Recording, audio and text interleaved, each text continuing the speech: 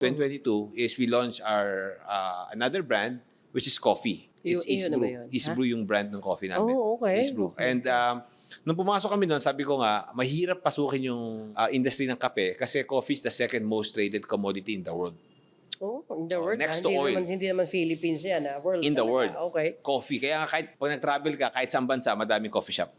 Kaya pala. That's right. Because it's the second most traded commodity. Pero sabi ko, I want to test my branding and marketing skills. Magbebenta ako ng kape sa isang saturated market. Kasi normally, ang negosyante is magbebenta siya ng isang bagay na wala pa sa market. Tama. Ako, mentality ko, ang ibebenta ko yung nasa market na. Hahanapin ko yung gap.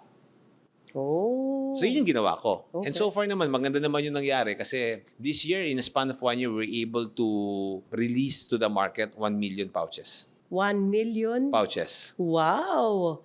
Pero paano mo sinimulan yun? Bakit yun ang ginawa mo agad na parang mas sumugod ka pa doon sa maraming competition? This principle is a principle that I learned. Hindi ko alam sino kwento nito, pero natutunan ko to. Lalo na bumabagyo ngayon. Alam mo ba yung kaibahan ng buffalo at saka ng cow?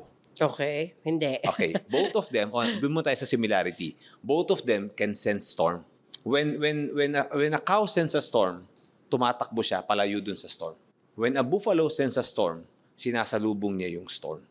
Oo. Ang mentality kasi ng Ayan. buffalo, kung tatakbo ako pahiwalay dun sa storm, mas matagal yung storm.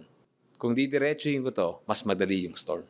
Oh. So ang point ko, mas mahirap para sa akin, mas madali magbenta ng product na binibili na. Okay. Kasi may market na. May market na eh. Yes. Binibili na eh. Oo. It's just understanding ano yung kulang sa product na yun. I believe any product has a gap.